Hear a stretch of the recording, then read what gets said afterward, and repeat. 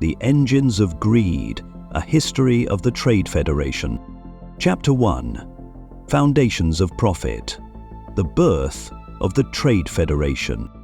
In the waning centuries of the Galactic Republic, long before the thunder of droid armies and the silent march of imperial bureaucrats, the galaxy pulsed with an ever-growing current of commerce.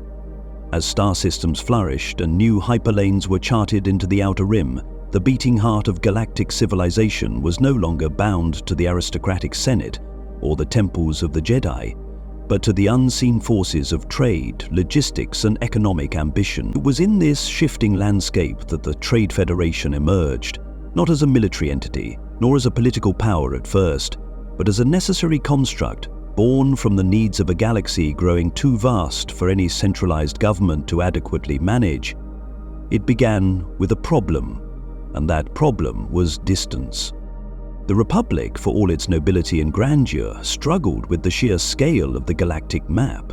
Thousands of star systems were formally recognized under the Republic's jurisdiction, and even more lingered on its periphery, tethered by treaties, economic dependence, or shared cultural alignment. But the further one traveled from the core worlds, those ancient cradles of civilization like Coruscant, Corellia, and Chandrila, the more tenuous the Republic's reach became. Out on the frontier, in the dusty lanes of the Mid-Rim and the lawless voids of the Outer Rim territories, the Republic's promises often rang hollow. Security was unreliable, infrastructure was uneven, bureaucratic delays were catastrophic. And amid this chaos, a new opportunity was born. The rise of private commerce as the true engine of interstellar civilization. Enter the early trade guilds, loose coalitions of merchants, shipping magnates, and freight conglomerates who pooled resources to protect their interests along dangerous hyperspace lanes. These were pragmatic, sometimes ruthless alliances, born not of ideology, but of necessity. The galaxy's expansion demanded a network capable of moving goods, credits, and raw materials at scale. The Republic lacked the teeth, or the will, to provide this infrastructure themselves, and so they looked the other way as private organizations began to fill the void, offering safe passage, shipping guarantees, and an economic lifeline to countless frontier systems. The most powerful of these guilds gradually consolidated, and at the center of this merger was a relatively obscure but rapidly growing species known for their cunning in finance and logistics, the Neimoidians. Originating from the misty world of Numidia in the colonies region, the Neimoidians had long held a cultural obsession with acquisition and resource management. Their society, deeply hierarchical and steeped in rigid financial orthodoxy, valued accumulation above all else. From a young age, Neimoidian children were taught to equate success with control of assets and failure with debt or dependency. Their caste system, reinforced by a labyrinthine bureaucracy, ensured that those with the sharpest instincts and coldest calculations rose to the top. Unlike other species who pursued commerce with passion or vision, the Neimoidians approached trade as a battlefield, an arena where emotion was weakness and hesitation was fatal. It was no accident that the Trade Federation's founding charter was signed on Neimoidia, nor that its earliest executive board was composed almost entirely of Neimoidian financiers. These individuals, cloaked in the austere robes of their station, saw in the trade guilds not merely a means of survival, but a vessel for galactic influence. They proposed a radical model, a centralized, corporately governed body that could oversee trade across thousands of systems, negotiate directly with the Galactic Senate, and most controversially, build and maintain its own fleet for the protection of commercial assets. The Republic, ever mired in debates and cautious of expanding its own military power, agreed. In 350 BBY, the Galactic Senate formally recognized the Trade Federation as a sovereign commercial entity with representation in the Senate and legal protections under Republic law. This decision, though couched in the language of pragmatism, was in reality a political compromise. Many core world senators viewed the Federation as a useful tool for taming the frontier, a privatized solution to an increasingly ungovernable galaxy. In exchange, the Trade Federation was granted sweeping rights, the ability to operate its own fleet, enforce contracts through arbitration courts, and, crucially, maintain exclusive control over several key hyperspace routes in the Outer Rim. From that moment forward, the Federation's rise was meteoric. They acquired obsolete Republic freighters, retrofitted them with automated systems, and launched the first Lucrehulk-class cargo haulers. Vast donut-shaped starships, capable of carrying entire colonies' worth of goods, they established trade stations and orbital depots around newly discovered planets, offering secure storage and regulated distribution. In a single decade, they went from a guild of merchants to a pseudo-government operating in parallel with the Republic. On dozens of worlds, the Federation was the only consistent provider of goods, communication, and even justice. Yet with power came transformation. The original ideals of cooperation and mutual interest among trade guilds gave way to a rigid corporate oligarchy. The Federation's governing board, now housed within a towering administrative arcology on Cato Neimoidia, shifted from logistical oversight to political maneuvering. The Neimoidian Council, increasingly dominated by ambitious executives like Nute Gunray and Dorte Dauphine, steered the Federation toward a path of isolationism and self-interest. Their wealth allowed them to bribe senators, fund private espionage networks, and commission droid prototypes that skirted the Republic's military regulations.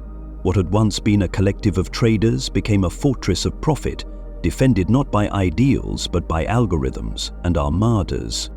Despite murmurs of discontent from Republic worlds impacted by the Federation's monopoly tactics and punitive contracts, the Senate was slow to act. Many senators were indebted to Federation loans or benefited from their efficient supply chains. Furthermore, the Republic's bureaucratic paralysis made swift regulatory intervention nearly impossible. As the decades passed, the Trade Federation expanded its reach further into the Outer Rim, absorbing or outcompeting local merchant guilds. It built a network of influence so vast that it began to rival even the HoloNet in scale and importance. On remote worlds like Ryloth, Toydaria, and Felucia, the Federation's flag was more visible than the Republic's. What made the Federation uniquely dangerous, however, was not merely its size, but its ideology. The Neimoidian executive caste had cultivated a belief that the galaxy's natural order was not one of governance, but of contract.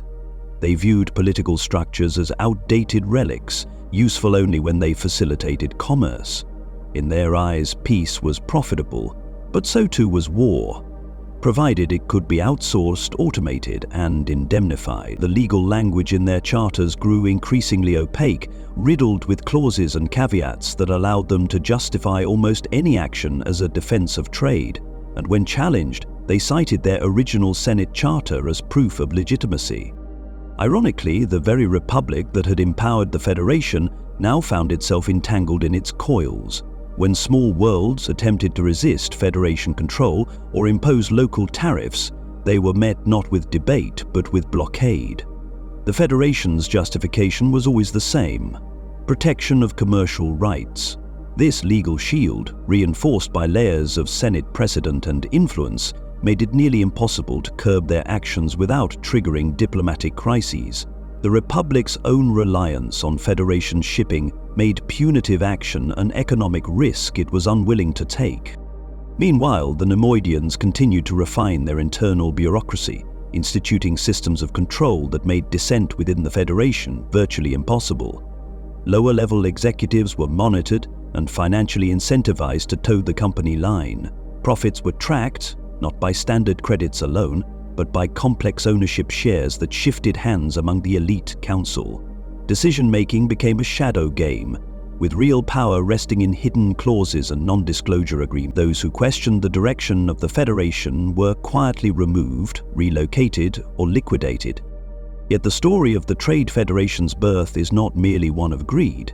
It is a parable of systemic failure, a case study in how neglect, political indecision, and over-reliance on privatization can create monsters more powerful than governments. The Republic's unwillingness to invest in its own infrastructure created the vacuum. Its dependence on private solutions handed the keys to that vacuum to entities with no civic obligation, and once empowered, the Federation did what any unchecked institution will do. It expanded, consumed, and redefined the rules around itself. By the time the name Trade Federation echoed in Senate halls during the Naboo crisis, it was no longer a company. It was a state in all but name, complete with fleets, law enforcement, economic policy, and even diplomatic envoys.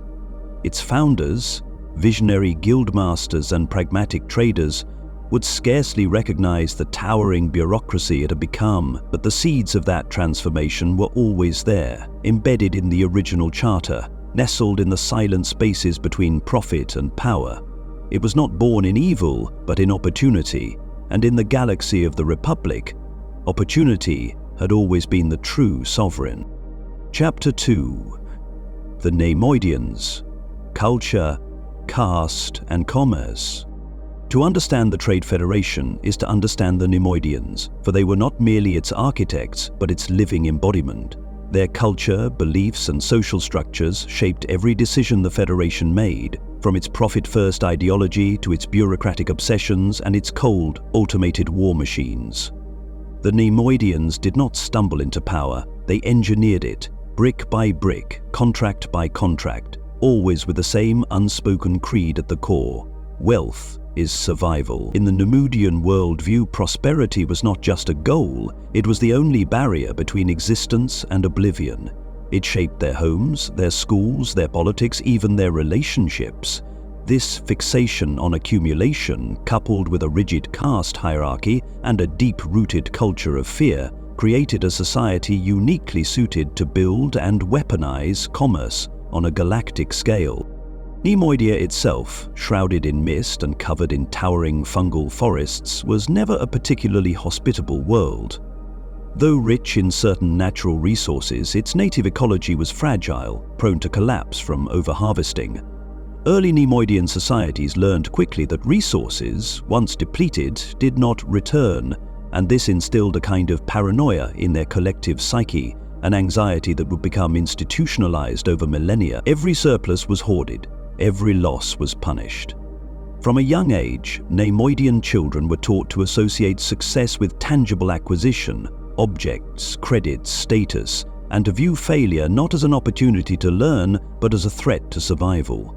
This was not mere cultural eccentricity, it was a deep psychological scar carved by generations of scarcity, overpopulation, and internal conflict. The rise of the Neimoidian caste system solidified these lessons into law. At the top sat the ruling elite, a small, secretive group of dynastic families who controlled the most profitable shipping concerns and who formed the inner circle of what would become the Trade Federation's Executive Council. Beneath them were layers of middle managers, corporate stewards, and trade negotiators who acted as the public face of Neimoidian commerce. Individuals like Rune Hako, a calculating administrator who became infamous for his cold-blooded efficiency and unwavering loyalty to protocol. At the bottom were the labor castes, workers who maintained the infrastructure of Neimoidian society but held no real influence, their lives dictated by performance quotas and endless evaluation metrics. Promotions within this system were rare and usually the result of political maneuvering rather than merit. Every aspect of Neimoidian life was monitored, categorized, and assigned a value. Even birth itself was commodified. Unlike many species, Neimoidians were not traditionally raised by families. Instead, their children were brought up in communal creches where competition was encouraged and empathy discouraged. Resources within these youth centers were deliberately limited: food, attention, even warmth, forcing the young to fight for survival and internalize the lesson that only the cunning and the ruthless would thrive. This practice, though disturbing to outsiders, was seen by Neimoidians as essential training for the harsh realities of commerce. Compassion was a liability, trust was a calculated risk, and fear, especially the fear of loss, was the most effective motivator. This culture of fear extended to leadership. Neimoidian executives rarely led through charisma or inspiration. Instead, they ruled through intimidation, surveillance, and contractual enforcement. Disobedience was punished with financial ruin. Betrayal was not a question of morality, but of efficiency. This made them notoriously difficult to negotiate with. Unlike core world diplomats who relied on rhetoric and compromise, Neimoidian negotiators treated every interaction as a battlefield of leverage and legal precision. If they could not win through profit, they would win through patience, delay, or obfuscation. And if that failed, they would simply deploy more droids. Nute Gunray, the most infamous Neimoidian in galactic history, epitomized this worldview. Born into a merchant family on Cato Neimoidia, Gunray rose through the ranks not through brilliance but through strategic cowardice. He avoided open conflict, surrounded himself with yes-men, and consistently shifted blame onto subordinates when operations failed. Yet, he possessed an uncanny ability to survive scandal and reposition himself for greater authority. His genius lay not in leadership, but in endurance.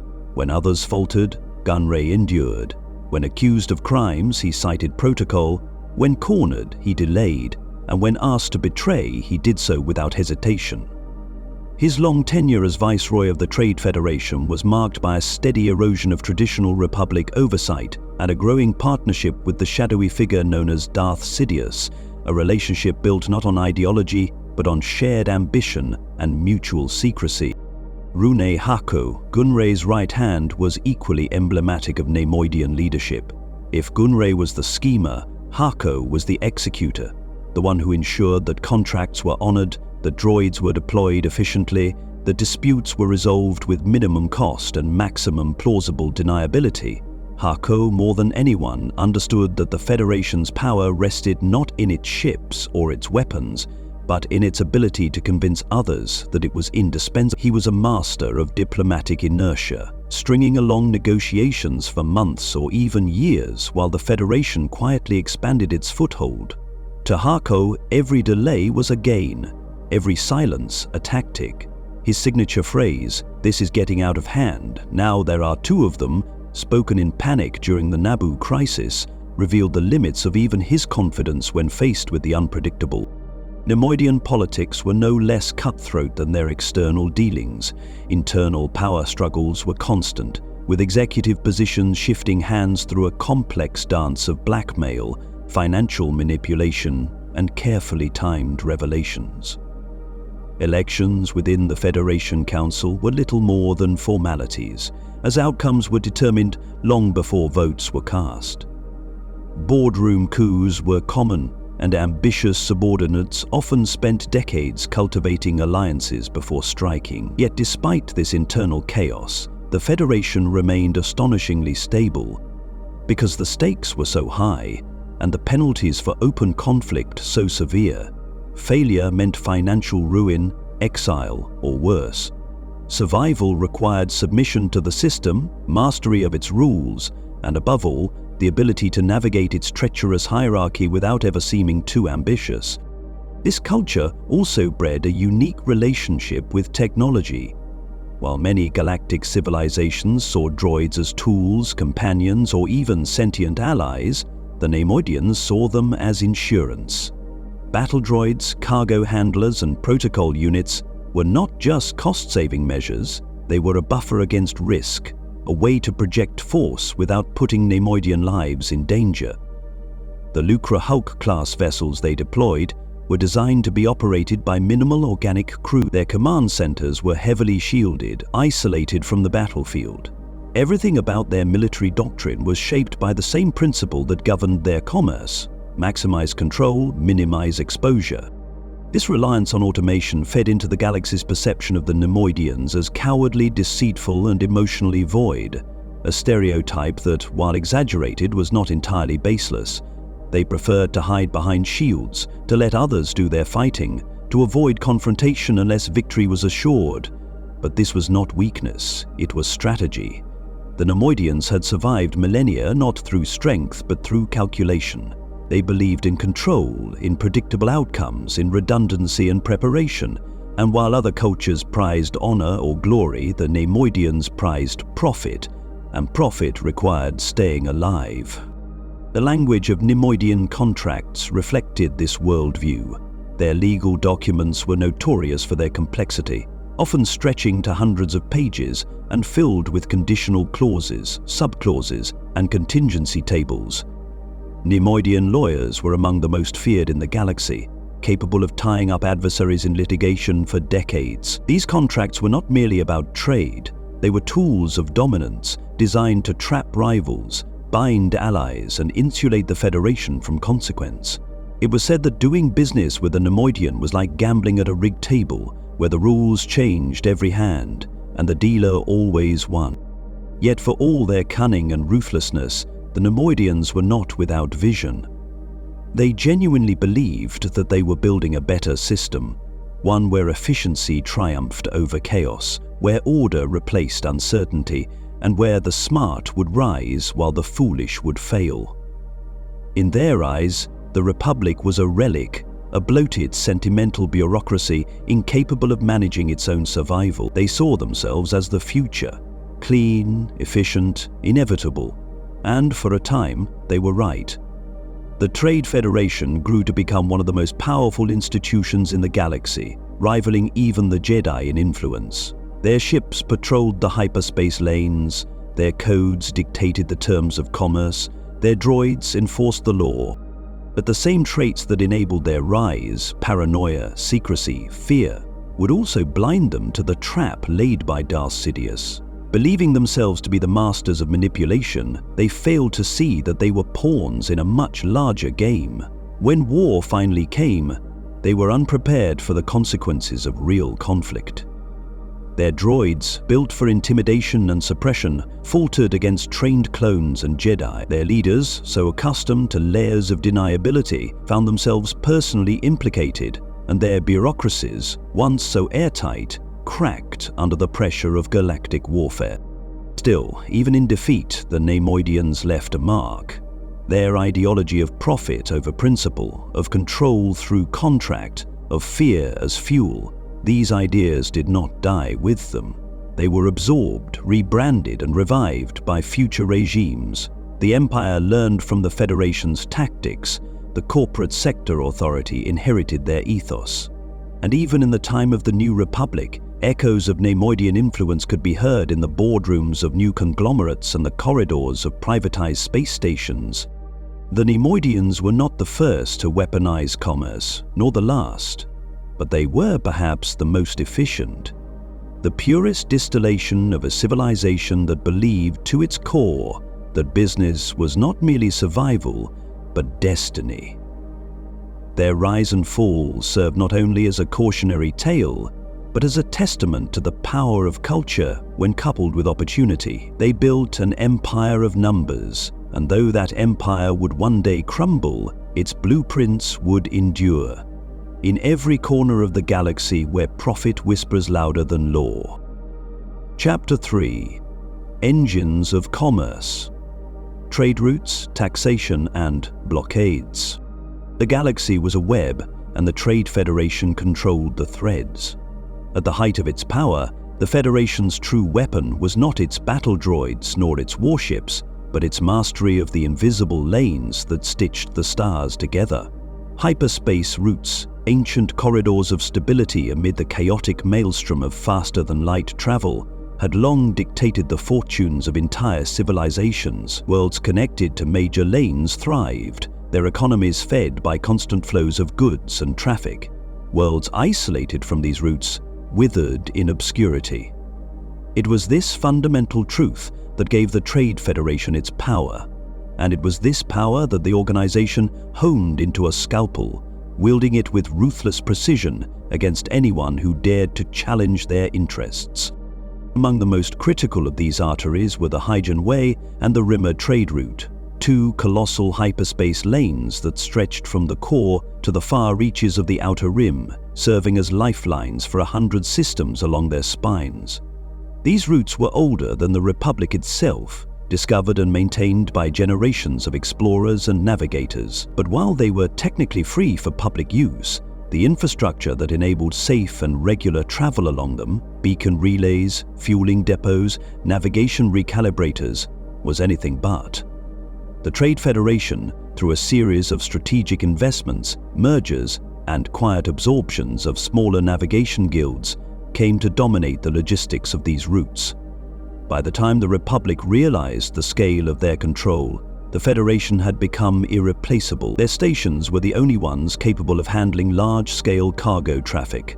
Their navigation algorithms, encrypted and proprietary, were required to avoid deadly microjumps and gravitational anomalies. Their presence, once one of convenience, became a necessity, and from necessity, they carved empire. The control of trade lanes was more than a matter of tolls and tariffs. It was leverage, political and economic alike. When a world wished to export its resources or import vital goods, the Federation dictated the terms. Delay a payment and your shipment could be rerouted or indefinitely held in orbit. Oppose their interests in the Senate, and your system might find its customs flagged for security reassessment. What began as minor inconveniences soon escalated to full-scale economic pressure campaigns. The Federation became adept at weaponizing bureaucracy, denying landing permits, adjusting insurance rates, or citing obscure transit laws to fine entire sectors into submission. It was not war, but it might as well have been. The root of this power lay in the legal ambiguities surrounding trade regulation in the Galactic Republic. For millennia, the Senate had been reluctant to centralize authority over commerce, fearing accusations of favoritism and corruption. Instead, they granted sweeping autonomy to corporate entities like the Trade Federation, the Techno-Union, and the Commerce Guild, allowing them to operate as semi-sovereign entities with their own internal legal systems. These corporations were allowed to set rates, negotiate treaties with planetary governments, and even maintain private security forces. The assumption was that market competition would prevent abuse, but the assumption failed. Nowhere was this failure more apparent than in the Senate debates over taxation of trade routes to the Outer Rim. For decades, the Republic's coffers had been dwindling. The cost of maintaining peacekeeping forces, managing the HoloNet, and funding developmental aid to the Mid and Outer Rims had far outpaced the revenue brought in by core world contributions. Seeking new income, several senators proposed taxing the major hyperspace routes used by corporate entities, especially the Trade Federation, whose profits had swelled to astronomical levels. What seemed at first to be a modest proposal, redirecting a small percentage of shipping tolls to the Republic Treasury, quickly became a flashpoint for galactic conflict. The Trade Federation responded with outrage. Their lobbyists flooded the Senate chambers, citing ancient charters and economic principles. They argued that the proposed tax was not merely unfair, but illegal, a violation of the Federation's rights as a neutral trade entity. Behind closed doors, they warned that the tax would force them to raise rates, which would in turn cripple border economies and spark widespread unrest. When diplomacy failed, they turned to their most potent tool, the blockade. The planet Naboo became the crucible in which these tensions would explode. A peaceful, agrarian world nestled near the trade-rich Cormel sector, Naboo had no major military and limited strategic value, but it was represented in the Senate by Senator Palpatine, a man whose quiet demeanor concealed a cunning unmatched in the Republic. When the taxation of trade routes was pushed through by a narrow vote, the Trade Federation responded with unprecedented swiftness. Under the pretense of a legal dispute and economic retaliation, they dispatched a fleet to orbit Naboo, cutting off all travel and commerce. No ships were permitted in or out. Supplies dwindled. Communication faltered. The blockade had begun. What made the Naboo crisis unique was not merely its impact, but its legality. The Federation claimed with chilling calm that their actions were within their rights. They had not attacked Naboo, they had not deployed troops, they were merely restricting trade access in protest of an unjust tax. In the eyes of Republic law, which had never envisioned a corporation wielding the might of a Starfleet, the action existed in a grey zone. The Senate, paralyzed by procedural wrangling and factional disputes, failed to act.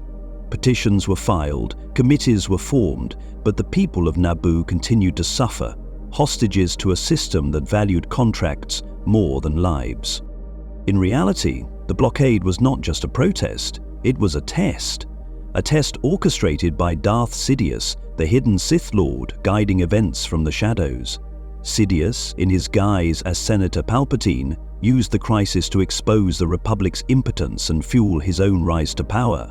The Trade Federation, blinded by its own arrogance and convinced of its untouchability, played along. They believed they were the ones manipulating the game. In truth, they were pawns. When the blockade escalated into invasion, when Federation battle droids marched through Naboo's verdant fields and occupied Theed without resistance, the galaxy watched in horror. It was the first time a corporate entity had deployed a private army against a sovereign world in the heart of Republic space. The Senate was humiliated. The Jedi, dispatched in secret by Supreme Chancellor Valorum, were nearly assassinated, and Queen Amidala, young and unyielding, became a symbol of resistance that would ripple through the coming decades. The Federation had overplayed its hand, revealing not only its power, but its hubris. In the aftermath, though the Federation's leaders were brought to trial, none were convicted. Nute Gunray himself remained viceroy for over a decade following the crisis, protected by legal loopholes and endless appeal. It was a mockery of justice that further eroded faith in the Republic. Yet despite the political backlash, the Federation continued to refine its blockade tactics. They no longer required fleets. Instead, they used economic sanctions, contractual isolation, and market manipulation to exert the same pressure with fewer risks. On Ryloth, they adjusted shipping rates to starve local resistance movements of medical supplies. On Toydaria, they closed transit corridors until planetary officials agreed to supply exclusive landing rights. On Malastare, they forced concessions from pod racing guilds by threatening to suspend fuel shipments. The methods varied, but the message was always the same: compliance or collapse. What allowed this strategy to succeed was the Federation's deep entrenchment within the galactic economy. They did not merely move goods, they moved the machinery of civilization itself.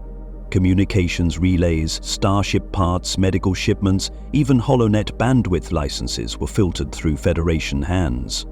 Their control over distribution chains meant that even small worlds with loyal Republic ties had little choice but to comply. The Senate might protest, Jedi might intervene, but without food, without medicine, without spare parts, a planet could not survive.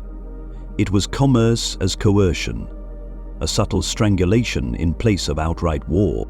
In this, the Federation had become something far more dangerous than a criminal cartel or rogue warlord. It had become an institution unto itself, unaccountable, decentralized, and indispensable.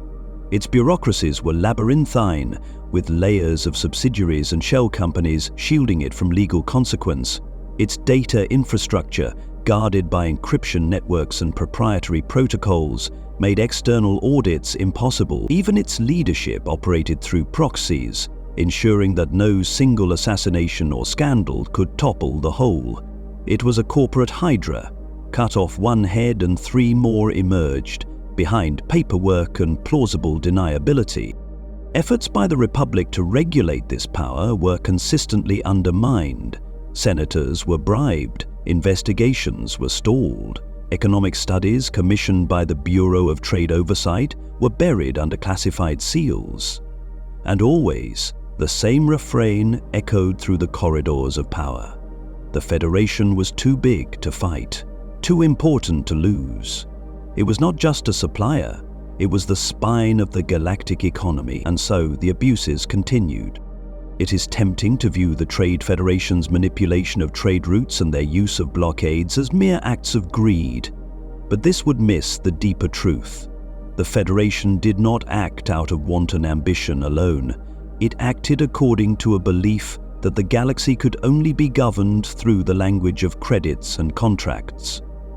To them, laws were negotiable, politics were temporary, and power rested not in arms, but in access, the right to travel, to trade, to connect.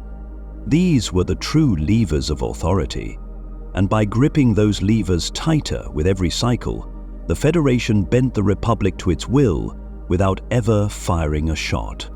In this way, the engines of commerce were transformed into engines of dominance. The same hyperspace lanes that once symbolized freedom and exploration now marked the boundaries of economic servitude. The same tariffs that were meant to fund public good became tools of private control. The same blockades that were once acts of war became standard business practice. The Republic, slow to adapt and beholden to tradition, never stood a chance. Chapter 4. The Droid Armies. Power without flesh. When the Trade Federation first armed itself, it did so with caution, cloaking its militarization in the language of commerce and corporate self-defense. In a galaxy where law was often eclipsed by distance and the Republic's peacekeeping efforts stretched thin across light years, the idea that a trade conglomerate might require armed escorts or patrol vessels to protect shipments was not met with resistance. It was met with quiet approval. Pirates roamed the mid and outer rims. Local disputes often spilled into orbital space. The galaxy's frontier was full of dangers that required a shield. But beneath the veneer of necessity, something far more dangerous was taking shape. The transformation of a merchant consortium into a private military power, backed not by loyal troops or patriotic fervor, but by circuits, steel, and programs that would never question an order, never hesitate, and never demand compensation. The transition from freighters to warships did not happen overnight. In the early years, the Trade Federation operated retrofitted cargo vessels as armed convoys, their weaponry minimal and their security forces drawn from freelance mercenaries or local planetary militias under exclusive contract. These methods were inefficient and unpredictable. Mercenaries could not be trusted to act with uniform discipline. Planetary forces owed allegiance to their own governments first. What the Neimoidian executives longed for was control. Absolute, unflinching control over their military capability, just as they had achieved in commerce. They found their solution in automation. The decision to pursue a droid-based military was a masterstroke of Neimoidian ideology. Unlike living beings, droids were not swayed by conscience or ideology. They obeyed programming. They required no rest, no food, no moral justification. They did not complain or question command structures. Most importantly, they were expendable. In a culture obsessed with minimizing risk and maximizing efficiency, the appeal was irresistible. The first iterations were crude, basic security droids used for loading docks and anti-theft patrols. But the core technologies evolved rapidly, fed by investments from the Techno-Union and quietly supplied by Kaminoan subcontractors long before the Republic even knew of the planet's existence. Experimental units were deployed in high-risk systems where the Republic had little oversight. Successes were kept quiet. Failures were buried or erased from the record. Over time, the droid army coalesced into recognizable form. The B-1 battle droid, spindly, skeletal, and almost comical in appearance. The B-1 was dismissed by many as a toy, a mistake that would cost lives when war eventually came. But the B-1 was not designed for valor or heroics. It was designed for volume. Cheap to manufacture, easy to assemble, and capable of networked command. The B-1 could be produced in such staggering numbers that effectiveness became a matter of saturation. Any single unit was weak, but 1,000 could overwhelm most planetary defenses. 10,000 could occupy a capital city. 1,000,000 could bring an entire sector to its knees. The B-1's neural architecture was simple, relying on a centralized command signal rather than independent thought. This made them vulnerable to signal disruption, but it also ensured total obedience and coordination. Orders given from an orbital control ship would be executed instantaneously by ground forces, or in many cases, one, to command legions without ever leaving the safety of their heavily shielded command bridges. The design perfectly aligned with Neimoidian military doctrine: impersonal, overwhelming, and insulated from risk. Their deployment was initially gradual, always under the pretext of defending Federation assets. On trade stations in volatile sectors, B-1 units patrolled docking bays. On embattled worlds where rival corporations contested mining rights, droid platoons were peacekeepers. When local populations objected, the Federation responded with legal documentation authorizing the presence of security reinforcements. But behind the legalese, a quiet truth took root. The Federation had built an army, and it was only growing. As the B-1S matured, the Federation began experimenting with heavier units, seeking solutions to the B-1's notorious fragility. Thus emerged the B-2 Super Battle Droid. Shorter, bulkier, and vastly more resilient, the B-2 was not a command and control unit, but a frontline enforcer. It required no rifle. Its wrist-mount blasters were integrated directly into its chassis. Unlike its B-1 cousin, the B-2 could operate with limited autonomy and continued function even in the absence of centralized control. This made it far more expensive to produce, but significantly more capable on the battlefield. Deployed in smaller numbers, B-2 units were used to break hardened resistance, police captured settlements, and provide intimidation wherever raw numbers alone would not suffice. They were brutal, efficient, and utterly without conscience, living manifestations of Neimoidian intent. Housing this vast droid army required a new class of vessel, the Lucrehulk-class battleship. Originally designed as cargo haulers, these massive donut-shaped vessels were repurposed as mobile command centers and troop transports. Each Lucrehulk was capable of carrying tens of thousands of B-1 droids in stasis mode, along with fleets of vulture droids and supporting infrastructure. Their interior bays were a marvel of logistical engineering, optimized for rapid deployment and reabsorption of droid units. Heavily shielded and bristling with turbolasers, a single Lucrehulk could hold orbit over a planet and direct a full invasion force with terrifying efficiency. And the Neimoidians, true to form, never stepped foot on contested soil. They issued commands from orbit, watched reports from sterile bridges, and trusted their programming to execute the will of the Federation. The Lucrehulks themselves became symbols of dread across the Outer Rim. Their arrival in a system, often announced without warning, heralded economic pressure, military threat, or both. In some cases, entire planetary governments capitulated without a shot fired. The threat of a blockade enforced by droids and warships was enough to bring even proud systems to heel, and in those instances where resistance was attempted, the Federation responded not with diplomacy, but with overwhelming mechanical force. Villages burned, factories were seized, populations were herded into control zones, and when the droids left, they took with them every scrap of value, leaving the world poorer and broken. A lesson to others. This use of droids allowed the Federation to sidestep the political fallout typically associated with military aggression. No soldiers were wounded, no grieving families filed lawsuits. Every operation was sanitized, logged, and justified through economic metrics. If a shipment was delayed, the droids were to blame. If civilians were harmed, it was attributed to local resistance or unforeseen variables. The Neimoidians had built an army that could fight a war without ever officially declaring one, and the Republic, bound by its own legal inertia, found itself unable to respond. It had no doctrine for prosecuting a war against an army of metal. Behind the scenes, the scale of the Federation's armament was staggering. Hidden factories on distant moons churned out droids around the clock.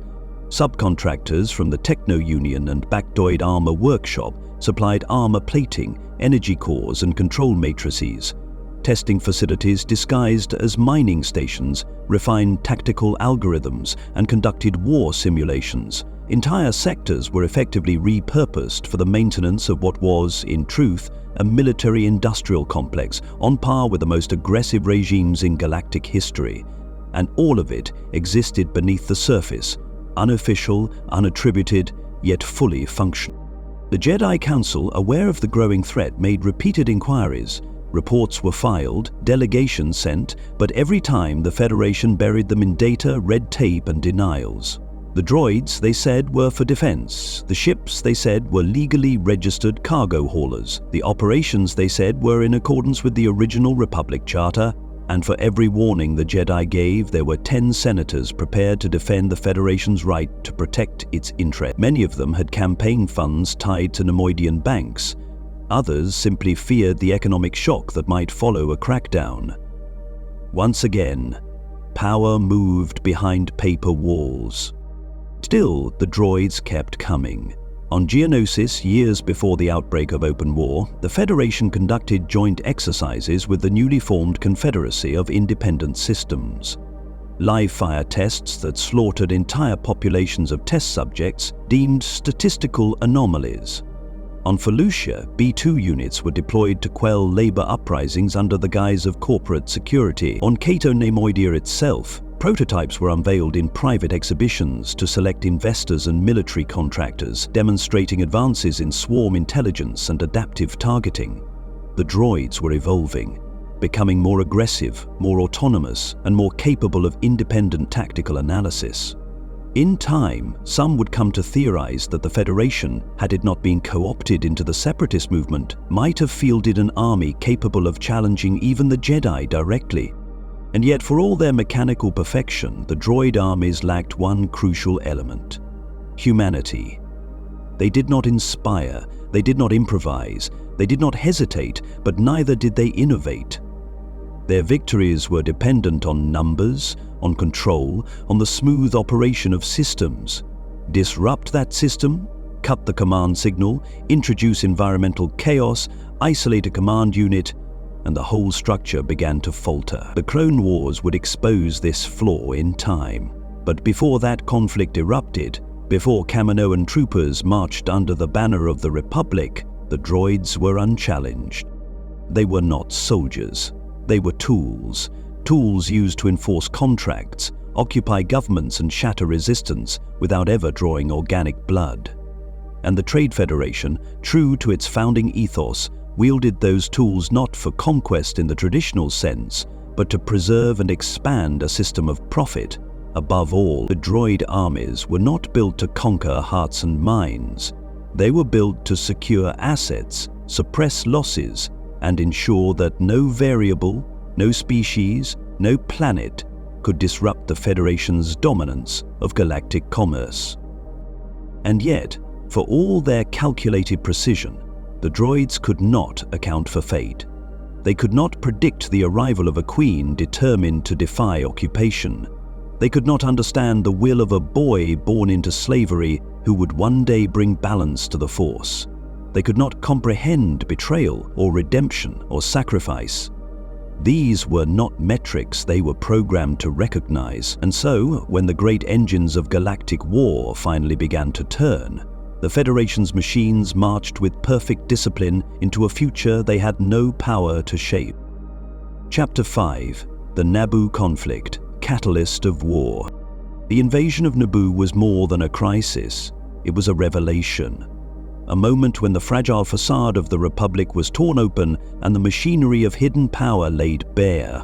What began as a manufactured trade dispute became the catalyst for a war that would consume the galaxy. It was the first overt deployment of the Trade Federation's droid armies against a sovereign member world of the Republic, and it shattered the illusion that corporate interests and political institutions could remain separate. But more than that, it exposed the reach of a far more insidious force, a presence cloaked in shadows that would manipulate both sides of the coming conflict.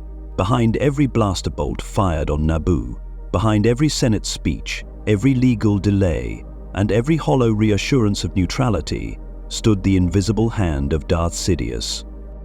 The roots of the crisis were buried beneath layers of economic maneuvering and political stagnation.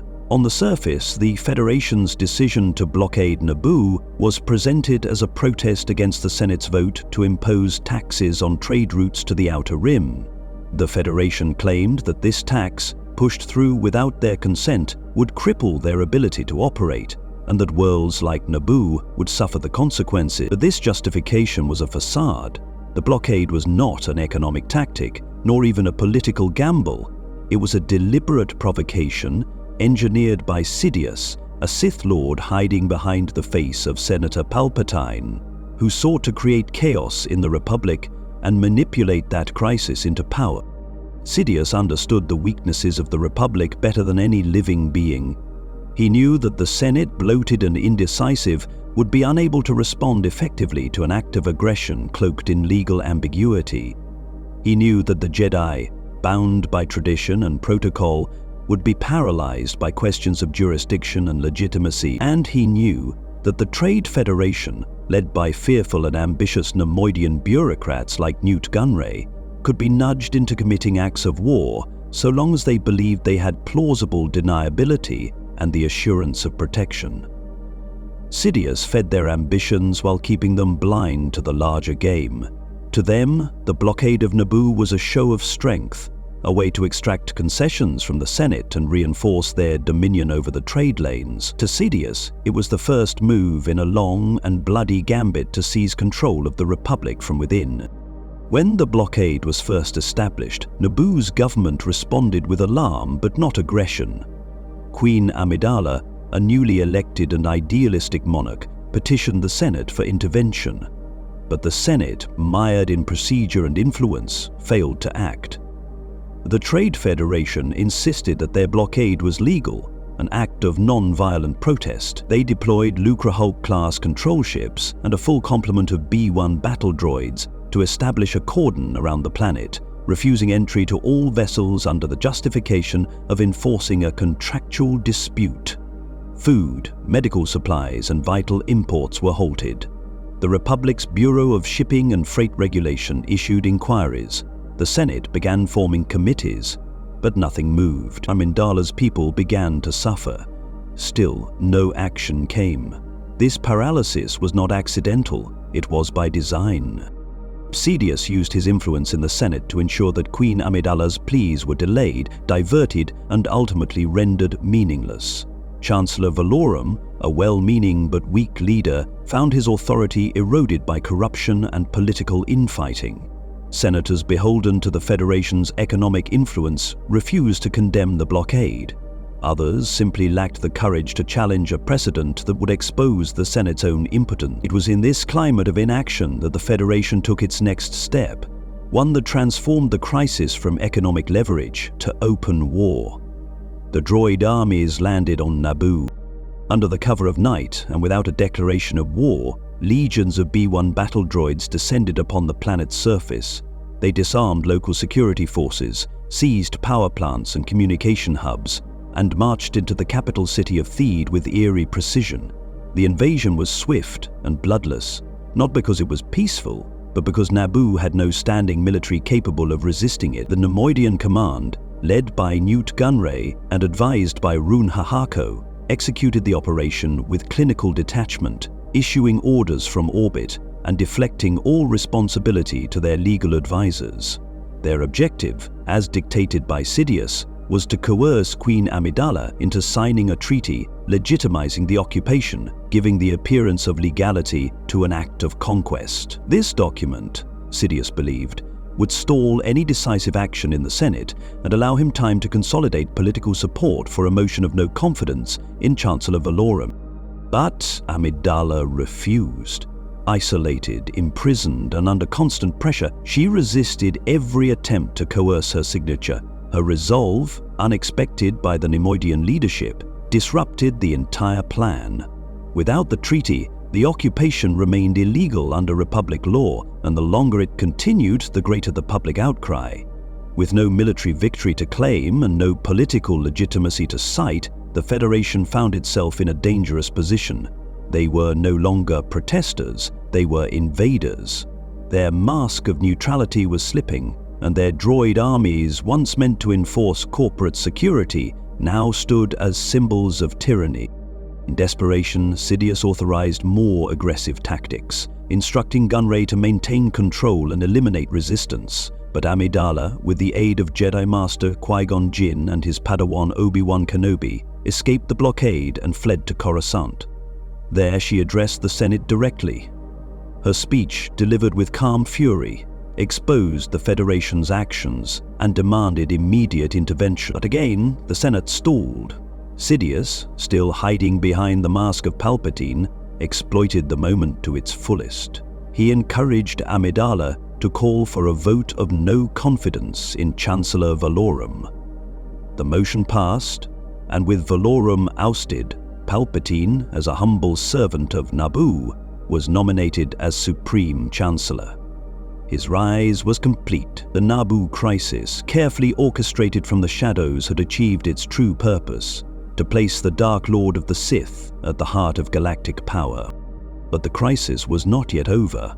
Amidala, realizing that the Senate would never act in time to save her people, returned to Naboo. She formed an alliance with the native Gungan tribes, whose underwater cities had also come under threat from the Federation. Together they launched a counter-offensive to reclaim Theed. While Gungan forces engaged the Droid army on the plains, Amidala led a strike team into the capital to capture the Neimoidian command structure. Meanwhile, Qui-Gon and Obi-Wan confronted Darth Maul, the Sith assassin sent by Sidious to eliminate the Jedi interference. In the brutal duel that followed, Qui-Gon was killed, and Obi-Wan, through sheer determination and a final surge of Force strength, defeated Maul. The droid control ship, commanded by a young Anakin Skywalker in a moment of daring improvisation, was destroyed in orbit. With it, the droid armies fell silent, severed from their central command. The battle was over. The political fallout was immense. The Trade Federation, exposed and humiliated, faced a Senate inquiry. Nute Gunray and his cohorts were brought to trial, but the proceedings dragged on for years. Loopholes, bribery, and legal wrangling ensured that no meaningful punishment was ever enforced. The Federation retained its seat in the Senate, its trade privileges were left largely intact, no reparations were paid to Naboo. The message was clear.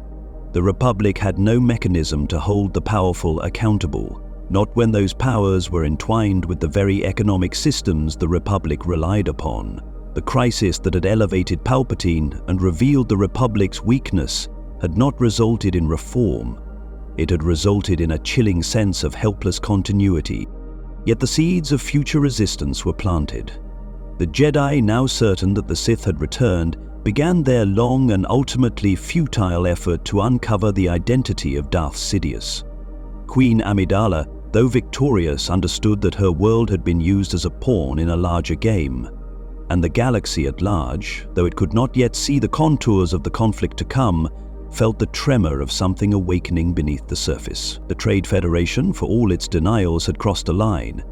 It had revealed that corporate power left unchecked could challenge sovereign authority through force of arms, and worse, it had shown that such force could be hidden behind legal precedent and bureaucratic delay. The invasion of Naboo was not the start of the Clone Wars, but it was the first true spark. The moment when all the elements of conflict aligned. It revealed the failure of the Republic to govern, the willingness of corporations to act as governments, and the presence of a phantom menace pulling strings on both sides. The Republic, in its complacency, had allowed the growth of an internal cancer, one that would soon metastasize into civil war. The Neimoidians, manipulated by greed and fear, had become the instruments of that transformation, and the Jedi, guardians of peace, had found themselves too late, too cautious, and too bound by their own doctrine to prevent the rise of darkness. As the dust settled over the fields of Naboo, few could see the full picture, but for those who looked closely it was already clear. The war had begun not with an army but with a blockade, not with a shot but with a signature, and not with conquest but with complacency. The Clone Wars would engulf the galaxy, but the first cries of battle had already echoed from the marble streets of Theed. Chapter 6: Political Infiltration, Lobbyists, Corruption, and the Senate. By the time the Trade Federation laid siege to Naboo, its presence in the Senate was not a disruption, it was a fixture. For generations, the Federation had woven itself into the political fabric of the Republic, not by force or revolution, but by infiltration. It did not need an army to seize Coruscant, because its agents were already seated within the grand rotunda of the Galactic Senate, cloaked in legitimacy, protected by precedent, and defended by wealth. The Republic, ancient and proud, had long believed that representation was its greatest strength, its shield against tyranny and injustice.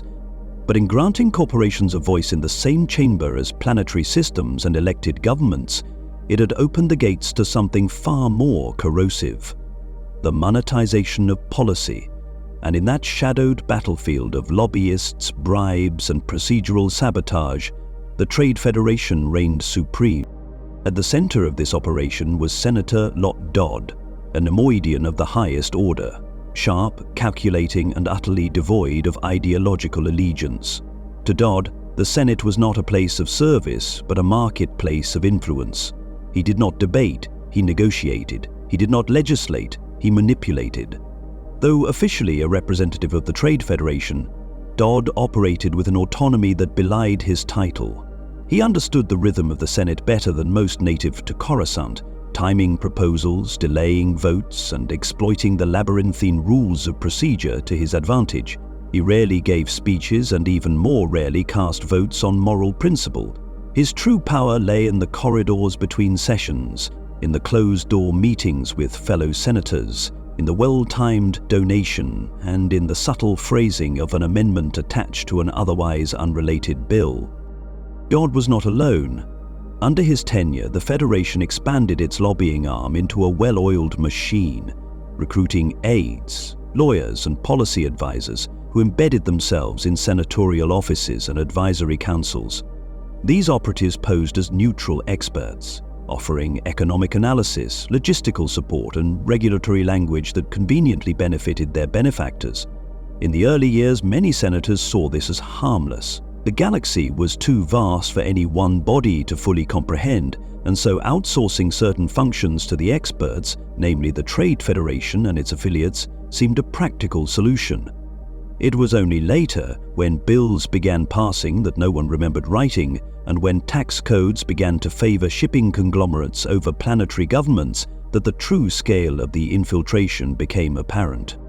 The Trade Federation's influence was magnified by its alliances with other powerful corporate entities. The Techno-Union, a technocratic syndicate of engineering firms and research conglomerates, aligned itself with the Federation to protect its intellectual property and manufacturing autonomy. The Corporate Alliance, a loose but potent confederation of industrial cartels and export firms, found common cause in resisting labor regulations and tariff standardization, and the banking clan, led by the Mun-led intergalactic banking clan, became the financial backbone of the entire operation, laundering credits through layers of shell companies and providing favorable loans to senators willing to consider alternative perspectives. These corporate entities formed a shadow bloc within the Senate. Officially disjointed but functionally unified, they shared data, coordinated lobbying efforts, and drafted legislation together, always under the banner of economic growth and market stability. This bloc was not just effective, it was transformative. Regulations once designed to protect frontier systems from predatory pricing were quietly rolled back. Environmental protections were softened to favor rapid industrial expansion. Trade tariffs that might have disadvantaged the Federation were replaced with subsidy schemes and tax incentives. Entire sectors of the Republic economy began operating under corporate codes rather than planetary law, and through it all, the Senate did nothing. Or more precisely, it did exactly what it was guided to do, step by step, vote by vote, until the Republic's policies served its wealthier stakeholders rather than its citizens. One of the most disturbing consequences of this infiltration was the neutering of oversight. The Senate once maintained committees tasked with monitoring corporate conduct, ensuring ethical business practices, and investigating abuses of power. But under pressure from the Federation and its allies, these committees were gradually defunded, repopulated with sympathetic appointees, or outright disbanded. Whistleblowers who attempted to raise alarm about corporate misconduct found themselves dismissed, discredited, or transferred to obscure bureaucratic positions where their voices could no longer reach the floor. Reports documenting the Federation's monopolistic practices, environmental devastation, or human rights violations were buried under confidentiality rulings. The Senate, once imagined as the guardian of galactic balance, had become a stage upon which the Trade Federation performed its legal theater, always within the rules, but always bending them to breaking. Even Chancellor Valorum, nominally the most powerful figure in the Republic, found himself hamstrung by this machinery. Though aware of the growing corruption, Valorum lacked the political capital to challenge it directly. His efforts to impose stricter regulation were blocked in committee. His emergency motions were stalled by procedural challenges, and his allies were steadily worn down by attrition, scandal, or well-timed economic crises. The Federation, through Dodd and his network, ensured that any resistance was met not with confrontation but with calculated attrition. They did not need to fight the system. They simply became the system. This quiet conquest laid the foundation for future catastrophe. As the Federation's influence expanded, so too did its ambitions. It began negotiating directly with planetary governments, offering preferred trade status in exchange for political loyalty or mineral rights. It built paramilitary logistics hubs under the guise of shipping depot. It commissioned exclusive contracts with weapons manufacturers and droid factories, justifying them as necessary security measures for volatile sectors. It even lobbied for the legal right to defend its assets by all necessary means, a vague clause that later became the basis for full-scale occupation of systems like Naboo. And as always, these moves were blessed by the Senate, not through informed consent but through ignorance, manipulation, and bureaucratic fatigue.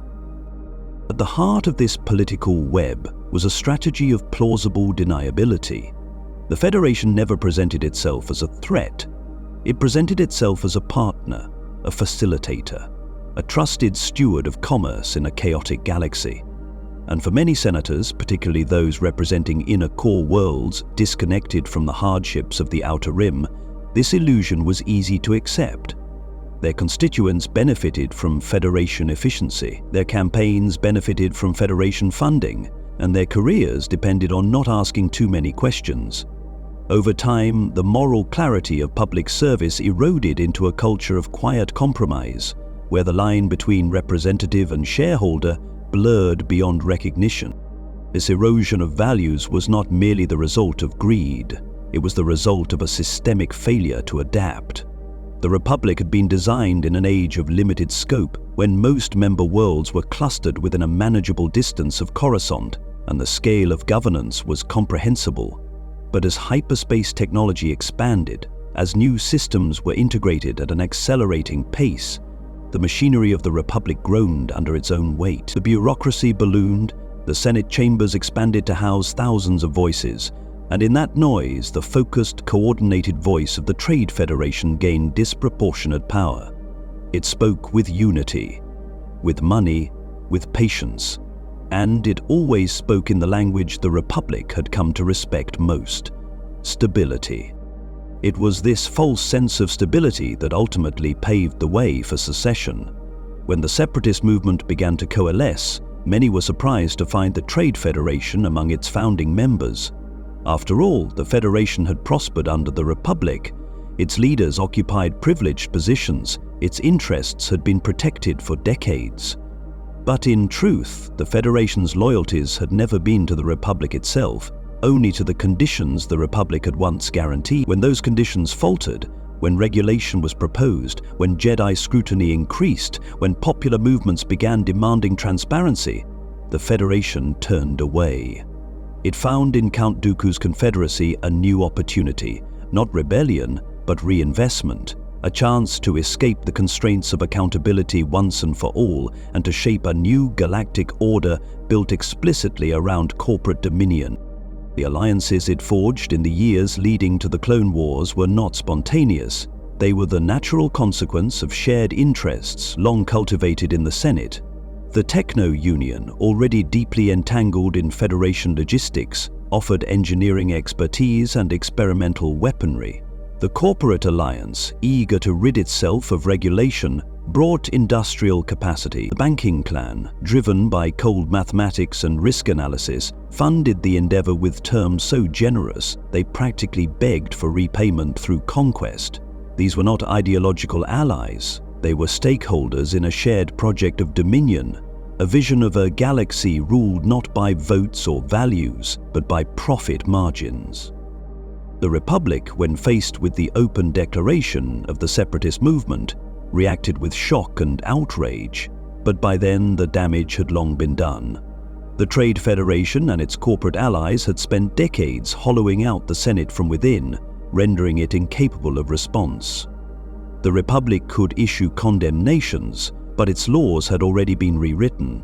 It could threaten sanctions, but its economy depended on the very systems now seceding. It could call for unity, but it had ignored the cries for reform for far too long. The Federation had not betrayed the Republic, it had simply outgrown it. Senator Lott remained in the Senate even after the formal split, a living symbol of the Republic's dysfunction.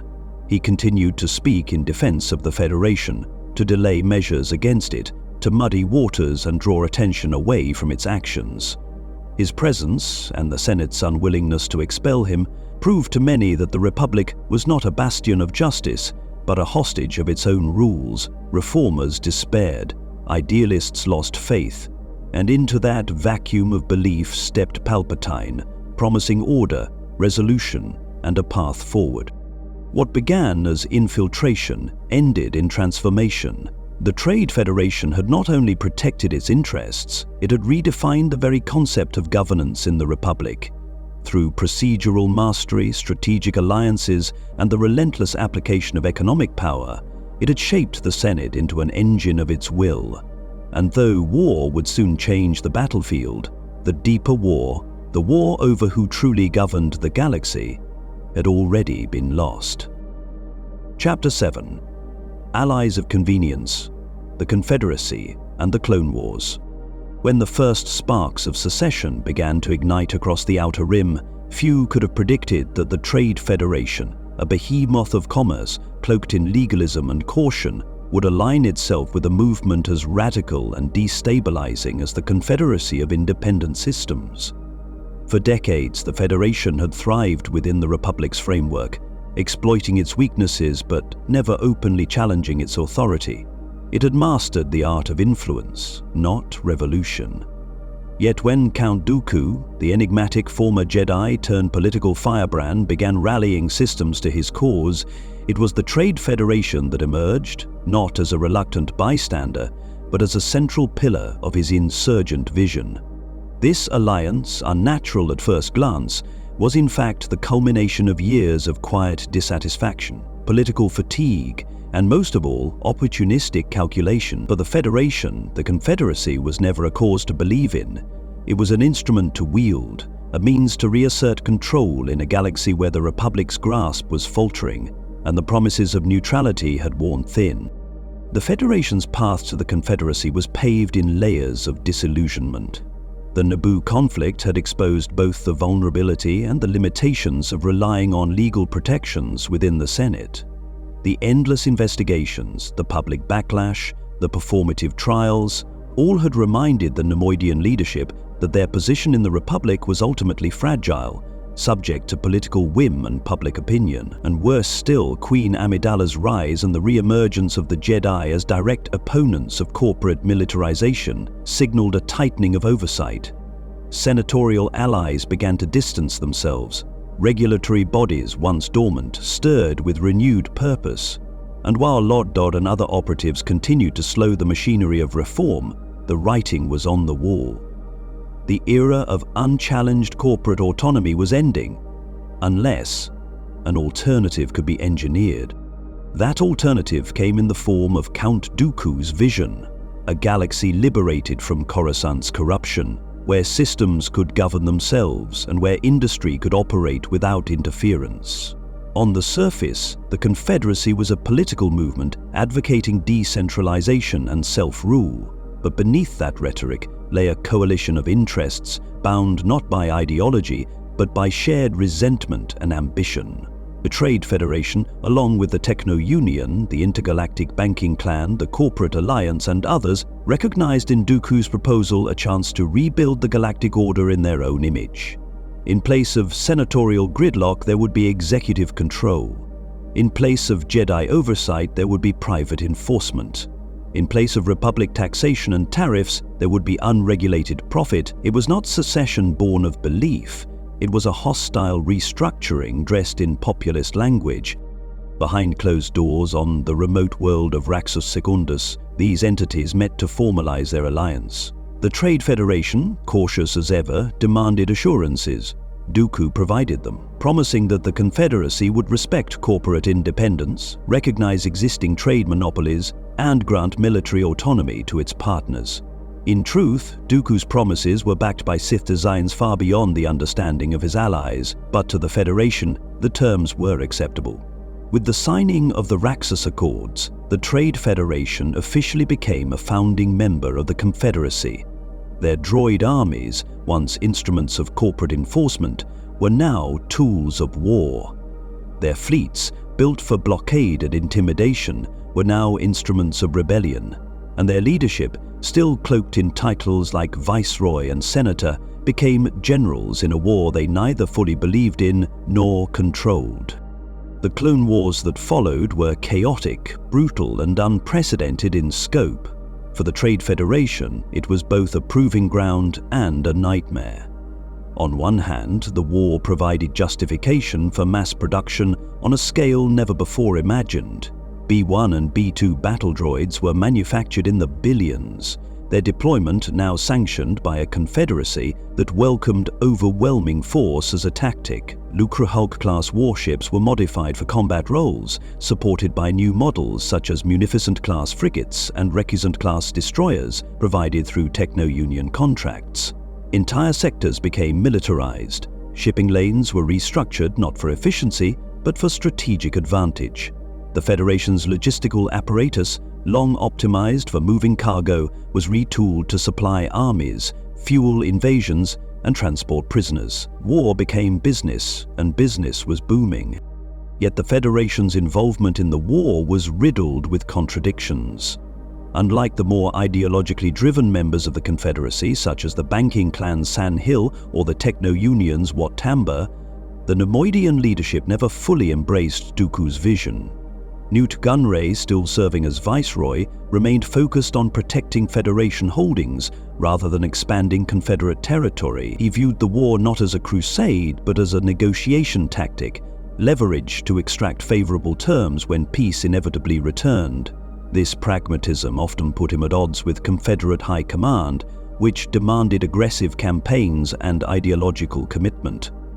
Gunray's reluctance to overextend his forces, his frequent delays in troop movements, and his insistence on preserving corporate assets over achieving tactical objectives all fueled resentment among Confederate leaders. Some accused him of cowardice, others of duplicity, but none could deny the importance of the Federation's resources to the war effort.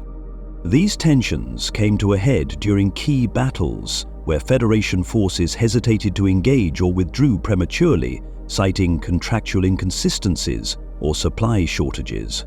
On planets like Christophsis and Duro, where civilian populations suffered under prolonged sieges, the Federation's tactics of attrition and economic warfare drew widespread condemnation.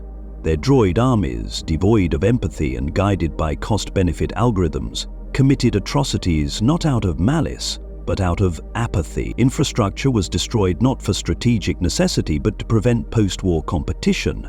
Cities were blockaded not to force surrender, but to crash local markets in favor of Federation alternatives. In many cases, the Federation's war efforts blurred the line between military action and economic colonization, transforming entire systems into resource farms or logistics hubs, stripped of sovereignty and identity. Despite these excesses, the Federation's power within the Confederacy remained unchallenged, largely due to its relationship with Darth Sidious. Unbeknownst to the Neimoidians, their every move was orchestrated by the very force they believed they had escaped, the same entity that had drawn them into conflict at Naboo. Sidious, through Dooku, ensured that the Federation remained just useful enough to retain influence, but never strong enough to act independently. When internal disputes threatened to fracture the Confederacy, Sidious intervened from the shadows, silencing dissent and directing blame elsewhere. The Neimoidian leadership, always paranoid, never suspected the true nature of their predicament. They believed themselves allies of Dooku. In truth, they were hostages to a larger plan that viewed them as expendable. As the war dragged on, cracks began to form within the Federation's internal hierarchy. Gunray's authority was increasingly challenged by factions who believed that the war had become unsustainable. Rune Hahako, ever the cautious administrator, advocated for scaling back operations and securing neutrality agreements with sympathetic systems. Meanwhile, elements within the mid-tier leadership grew restless. Seeing opportunity in total alignment with Confederate goals, these divisions were exacerbated by the Republic's counteroffensives, which steadily eroded Federation supply lines and exposed the vulnerability of their forward bases. Jedi-led clone assaults neutralized key shipyards, cyber attacks disrupted droid coordination networks, and as casualties mounted, not among Neimoidians but among their investments, the tone within the Federation shifted from ambition to desperation. In the final year of the war, the Federation found itself at a crossroads. Dooku's assurances no longer held weight. The Republic, under the increasingly authoritarian leadership of Chancellor Palpatine, was gaining ground. Public support for the Confederacy was faltering, and yet, trapped by their own decisions, the Federation could not simply withdraw. Their wealth, their fleets, their very identity were now bound to the outcome of a war they no longer controlled. It was in this state of paralysis that the final betrayal came. On the volcanic world of Mustafar, as the war neared its end, the leaders of the Confederacy gathered to discuss the future. Nute Gunray, San Hill, Wat Tambor, and others were summoned to what they believed was a war council to plan their resurgence. Instead, it was a death sentence. Darth Sidious, now fully revealed as Emperor Palpatine, dispatched his new apprentice Darth Vader to eliminate the Separatist Council. In a swift and brutal massacre, the leadership of the Confederacy, including the Trade Federation's highest-ranking officials, was wiped out. There were no speeches, no trials, no last-minute deals. The Federation, once a master of delay and deception, was silenced by a single blade. In that moment, the war ended not with a peace treaty, but with execution. The Federation's assets were seized by the new Galactic Empire. Its droid armies, deactivated through an override command, fell lifeless across 100 battlefields. Its warships were absorbed into the Imperial fleet or dismantled, and its legacy, already stained, was rewritten as villainy incarnate. The Federation was not mourned, it was erased. Yet its influence lingered. The Empire inherited its structures, its logistical models, its strategies of control through commerce and intimidation. The very bureaucracy the Federation had once corrupted became the blueprint for imperial administration. And while its leaders were gone, its ideology, that power could be purchased, that security could be automated, that neutrality was a commodity, endured in the policies of the new regime. The Trade Federation's alliance with the Confederacy had never been one of conviction. It had been a wager, a gamble that in the chaos of war, profit and preservation could be secured through alignment with rebellion. That wager failed, but in its failure, it revealed a darker truth about the galaxy, that the lines between loyalty and opportunism, between governance and greed, between law and manipulation, had long since blurred. The Federation did not fall because it was evil. It fell because it believed that it could navigate a storm without ever picking a side. It believed that war was just another market to be exploited, and in that belief it mistook manipulation for immunity. In the end, it was neither a republic nor a separatist army that destroyed the Trade Federation. It was the very pragmatism that had once made it powerful, turned inward, devouring itself. Chapter 8. World by World. Trade Federation's Strongholds. To understand the true reach of the Trade Federation, one must leave the halls of the Senate and the towering spires of Coruscant and look outward, across the stars, to the worlds transformed by the Federation's economic domination. It was not merely a matter of fleets and contracts, it was a matter of planetary reshaping, of entire cultures and economies reoriented to serve a corporate machine that valued metrics above morality. The Federation was not content to operate from the shadows or from orbit. It rooted itself into the soil of worlds both rich and remote, remaking them in its image. These planets, each unique in history and geography, became nodes in a web that stretched across the galaxy, each one a living testament to the power of commerce without conscience. And no world embodied this paradox more starkly than Cato Neimoidia. Cato Neimoidia was not just a homeworld, it was a fortress, a shrine to Neimoidian philosophy, and the symbolic capital of the Trade Federation's wealth and power.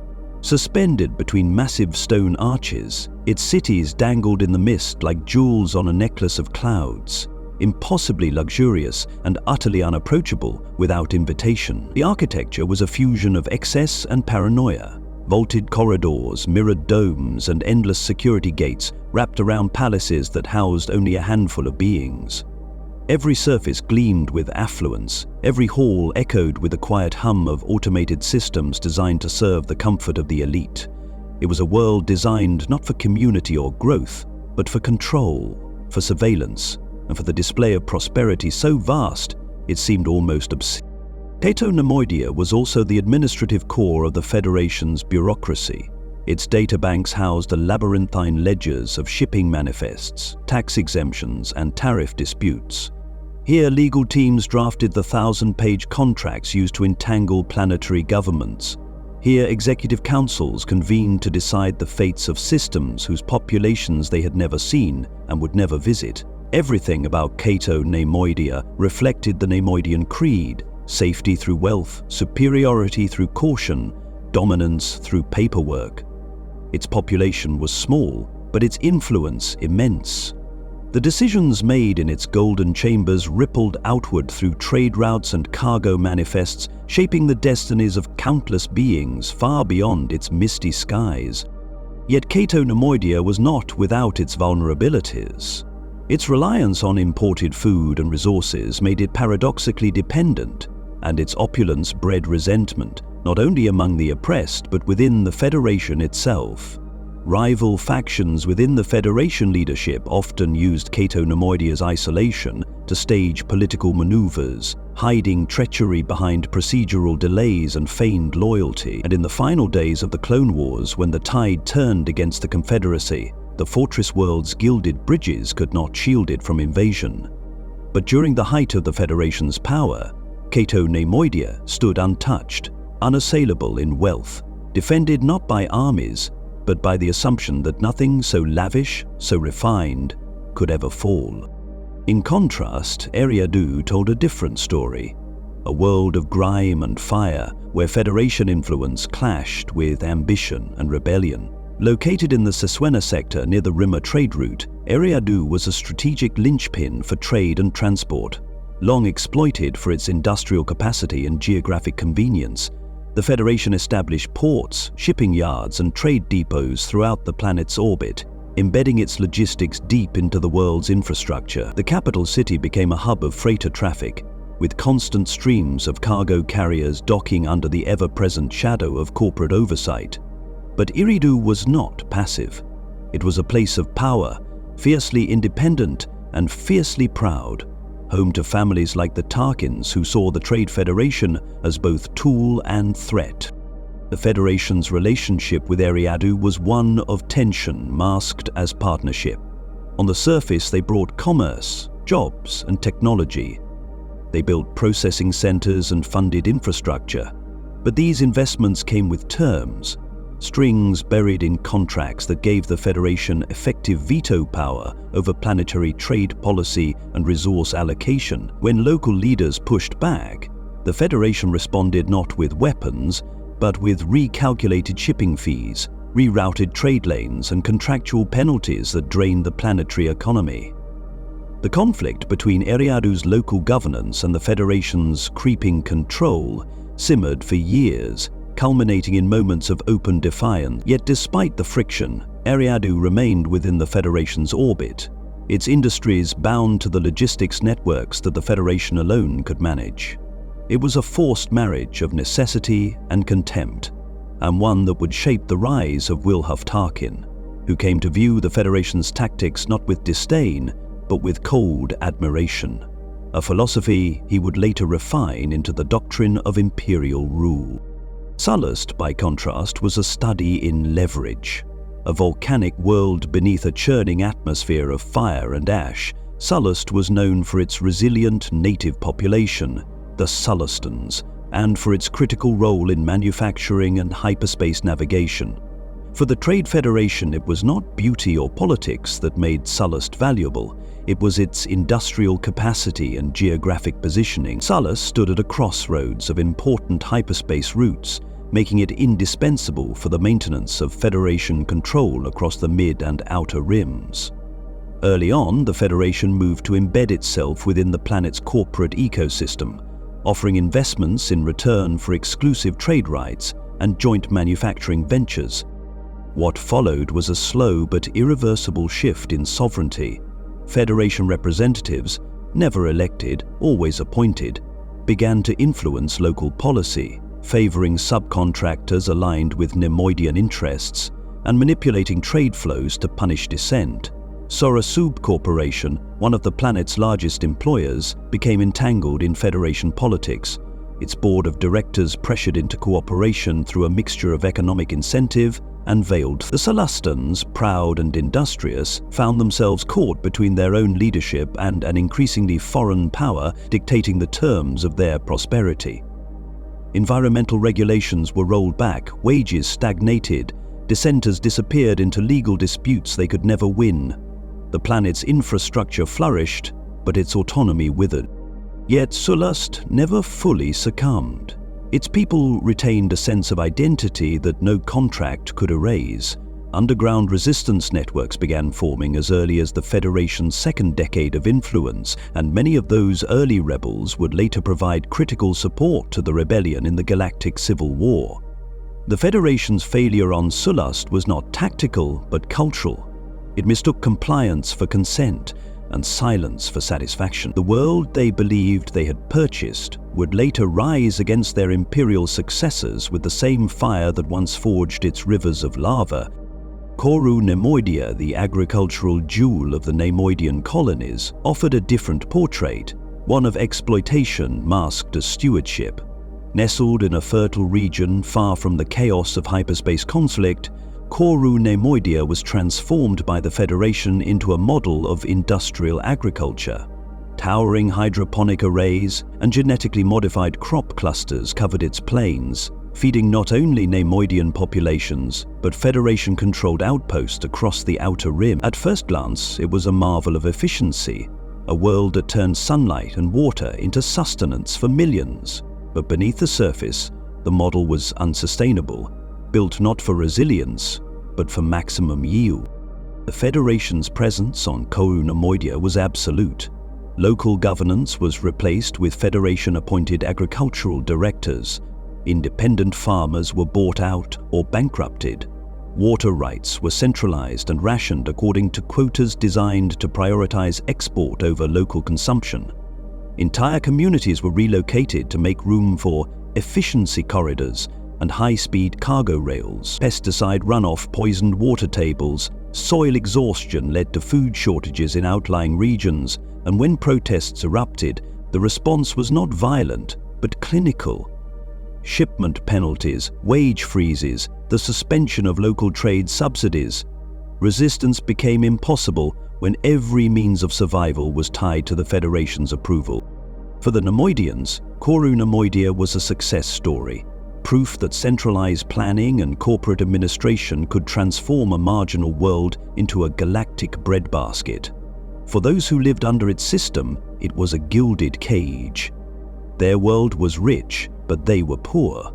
Their fields were vast, but their tables bare. And when the Clone Wars came, Cato Neimoidia's agricultural output was rerouted to Confederate war zones, leaving its own people with rationed imports from less fertile planets.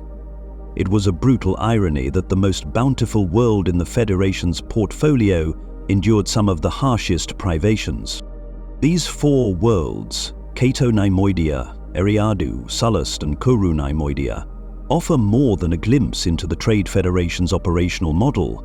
They form a constellation of strategy, revealing how the Federation adapted its methods to suit local conditions, always with the same underlying goal: to extract value while avoiding accountability. In Cato Neimoidia, they built palaces of bureaucracy. In Eriadu, they tested the limits of political coercion. In Sullust, they leveraged geography into dominance. And in Cato Neimoidia, they disguised resource extraction as development. Each world bore the imprint of Federation logic that everything, land, labor, loyalty, could be reduced to a contract, a calculation, a profit margin. And yet, in each case, the seeds of failure were planted alongside those of control. The Federation's reliance on coercion bred resentment. Its obsession with order created brittleness. Its refusal to adapt to local cultures ensured that compliance would never translate into stability. When war came, these strongholds did not rally to the Federation's defense out of loyalty. They obeyed out of necessity, and when that necessity was broken, when the war ended, when the Empire rose, these worlds turned away, seeking new arrangements, new masters, or freedom altogether. The story of the Trade Federation is not merely one of ships and treaties, it is the story of worlds, living, breathing societies, reshaped to fit a mold that was never designed to serve them. It is a story of conquest without invasion, of occupation without armies, of influence so total that it no longer needed to be enforced. And in the shadows of those cities and farms and factories, one can still feel the echoes of a system that mistook dominance for durability and commerce for civilization. Chapter 9. Collapse and Absorption. The Fall of the Federation. The end of the Clone Wars marked the death not just of a conflict, but of an era, and among the casualties of this seismic shift in galactic power was the Trade Federation. What had once been the most formidable commercial entity in the galaxy, a sprawling corporate empire masquerading as a neutral facilitator of interstellar commerce, was dismantled in a matter of days. Its leaders executed, its armies deactivated, and its assets methodically absorbed into the newly declared Galactic Empire. The collapse of the Federation was not the result of battlefield defeat or financial ruin, but of calculated betrayal, orchestrated at the highest level by a Sith Lord who had from the beginning played the Federation like a piece on a Galactic Degeric board. Its demise was not merely the end of a corporation, it was the final act in a long con that transformed a corrupt republic into a totalitarian regime, with the Federation's resources fueling the engines of imperial dominance. The final moments of the Trade Federation's independence began on Mustafar, a volcanic world of ash and fire, chosen not for its strategic significance, but for its symbolism.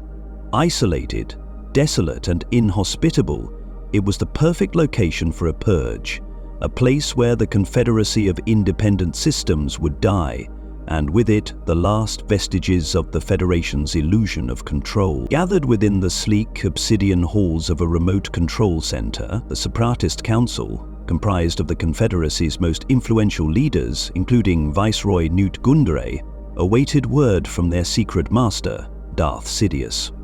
They had been told that the war was coming to an end, that a final arrangement would be made, that their reward for loyal service and years of sacrifice was close at hand. Instead, what came through the door was not salvation, but vengeance cloaked in black.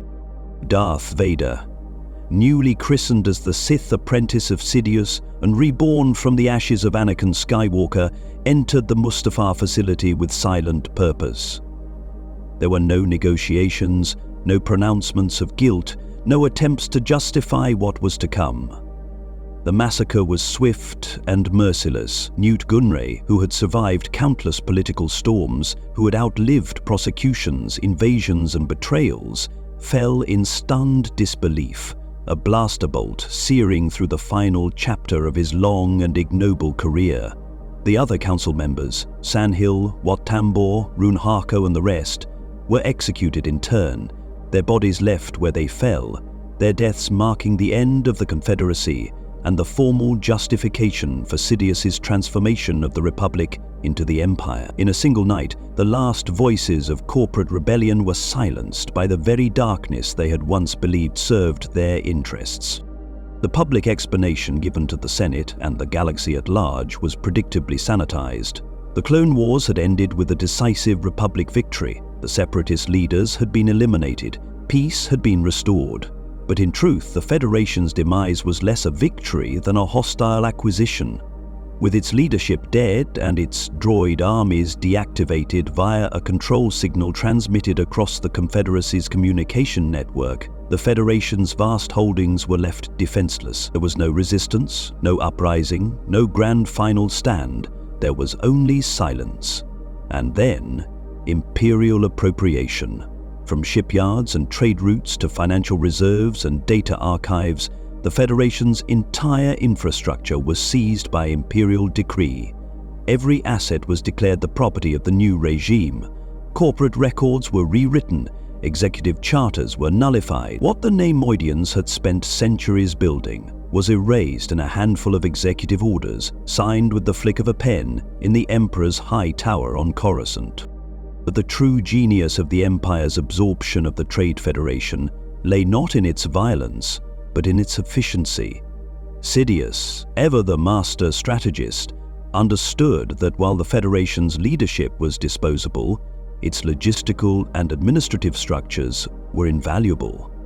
The Federation's systems, its shipping networks, its contract enforcement algorithms, its accounting protocols and supply chain logistics were not dismantled.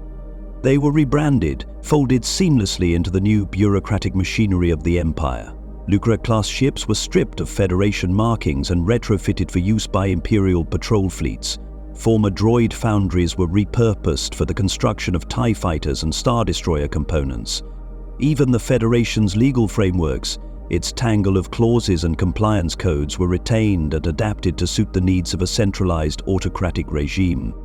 Many mid- and low-level Federation employees, including administrators, technicians, and regional managers, were quietly absorbed into the Imperial civil service. These individuals, too insignificant to be held accountable for wartime decisions, but too valuable to discard, were reassigned under new titles, their roles functionally unchanged. They were no longer employees of the Trade Federation, they were now agents of the Ministry of Logistics, or the Bureau of Systems Management, or any number of imperial departments that operated with the same procedural coldness as their predecessor. It was a transition so smooth that in many sectors the average citizen never realized a change had occurred. The same cargo arrived on the same ships, managed by the same personnel, guarded by the same protocols, only now the flags had changed, and the face of authority no longer bore the features of Neimoidian overseers, but imperial functionaries dressed in grey. Cato Neimoidia, once the shining capital of Neimoidian pride, was subjected to occupation and reassignment. Its vaults were emptied, its government dissolved. The opulent bridge cities were converted into administrative hubs for imperial regional governance. The planetary defenses, once meticulously maintained to protect the Federation's elite, were dismantled or repurposed. Surveillance infrastructure was redirected to monitor citizens rather than board members. The world that had once been the sanctuary of cautious profiteers became another cog in the Empire's machinery, its former grandeur fading beneath layers of standardized grey. Other Federation strongholds met similar fates. On Koru Neimoidia, the vast agricultural infrastructure was nationalized, feeding the Imperial fleet and its garrisons rather than the open market. Sullust's manufacturing base was placed under direct Imperial supervision, and its shipyards began producing military hardware exclusively for the Emperor's forces. Even Eriadu, though more independently aligned under the Tarkin family, saw its remaining Federation influence purged and replaced by the more direct hand of the Empire's economic ministries. The Trade Federation's identity, once so carefully constructed, was erased not with bombs or fire, but with administrative paperwork and silent repurposing.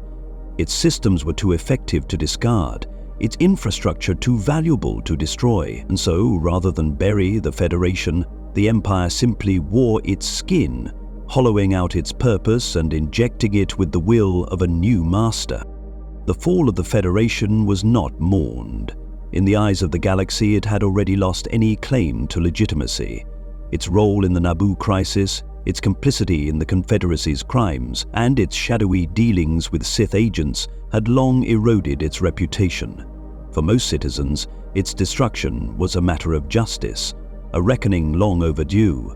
But in truth, what had been destroyed was not corruption, but independence. The Federation had once acted as a rogue power, yes, but also as a counterweight to unchecked government. In erasing it, the Empire removed one of the last forces in the galaxy capable of navigating outside central control. And while few would weep for the Neimoidians who had orchestrated blockades and invasions, the absence of an entity that could challenge the new order left the galaxy more vulnerable than ever to totalitarian consolidation. Ironically, many of the methods employed by the Empire in its early years — economic coercion, planetary blockade, centralized logistics, legal intimidation — had been pioneered by the Trade Federation. Palpatine did not invent tyranny from whole cloth. He inherited the blueprint from the very institutions he helped to destroy. In this way, the Federation's legacy endured not as a rival to the Empire, but as its architect. The tools of oppression had been forged in the fires of corporate pragmatism, long before they were refined into instruments of political control. The galaxy's new rulers owed more to the Federation than they cared to admit, and in the end, the difference between a Federation-issued landing permit and an Imperial edict was often semantic. Still, the Neimoidians never recovered. The deaths of Gunray and Harko decapitated their leadership class, and the stigma of their collaboration with the Confederacy ensured that no Neimoidian would ever again rise to prominence in galactic politics. The species, once synonymous with commerce, faded into obscurity, their worlds monitored, their movements restricted, their fortunes confiscated. A few survivors clung to private holdings in the Outer Rim, operating trade enclaves under Imperial oversight, but their influence was gone. Their voices, once heard in the highest chambers of the Senate, were now absent from the galaxy's great debates. The Empire had no place for cautious schemers or bureaucratic merchants.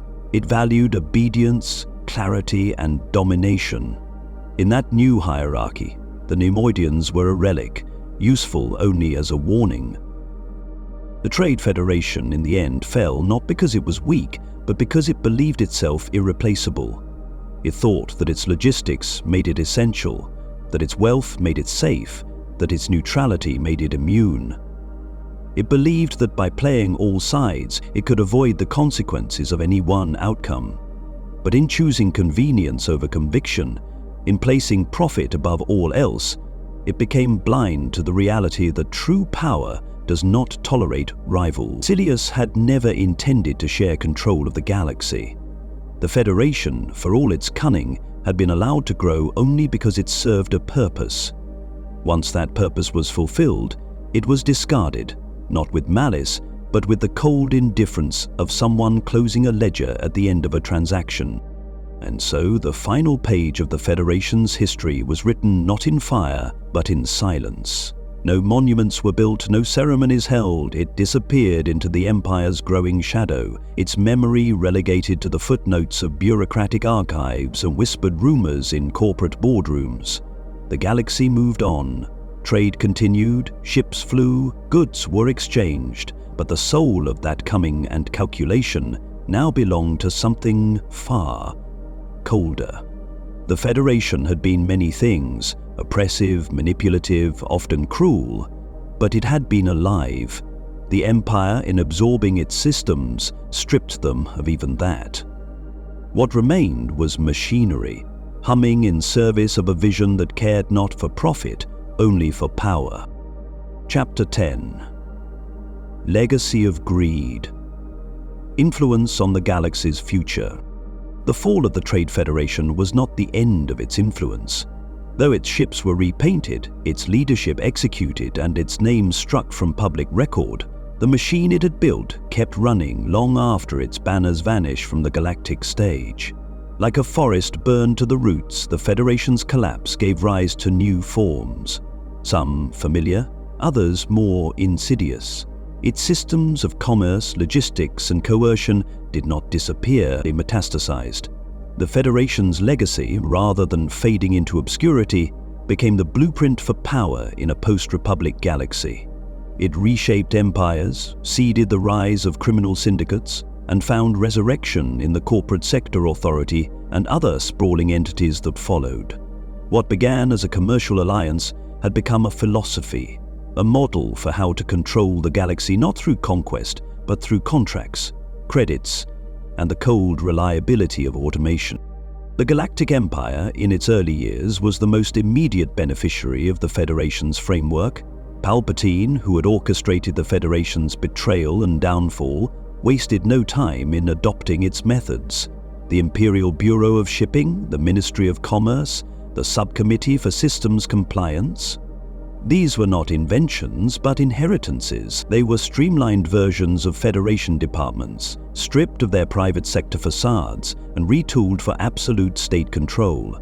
Supply chains that once moved goods for profit now moved weapons, food rations, and infrastructure materials for military garrisons. The same logistical algorithms that had once dictated tariff distribution were repurposed to optimize imperial resource allocation, ensuring that rebellious systems were starved while compliant sectors thrived.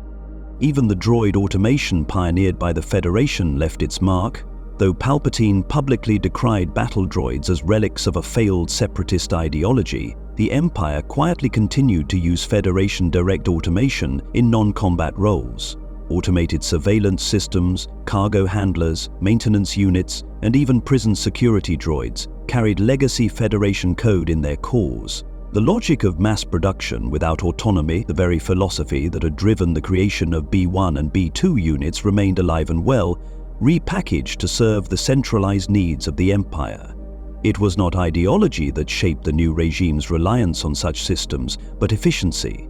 The same efficiency the Federation had once sold to the Republic as a necessary evil now formed the backbone of galactic authoritarianism. Yet the Federation's influence extended beyond structure and into ideology. It had demonstrated long before the Empire's rise that obedience could be bought, that entire planets could be pacified with supply contracts, and that loyalty could be written into legal frameworks far more binding than any oath. The Empire adopted this logic wholesale. Governors, monks, and fleet commanders were not simply enforcers, they became administrators of economic pressure, empowered to grant or revoke access to trade, fuel, and credits. Political dissent became an economic liability, and economic liability became a trigger for imperial intervention. In this way, the Federation's legacy evolved from corporate dominance to state-enforced hegemony.